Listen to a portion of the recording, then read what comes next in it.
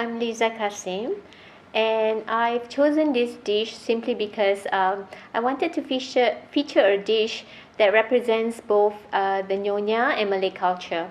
And I find that this otak-otak has an amalgamation of different ingredients that is commonly used in Malay and Nyonya culture, and especially in their cooking.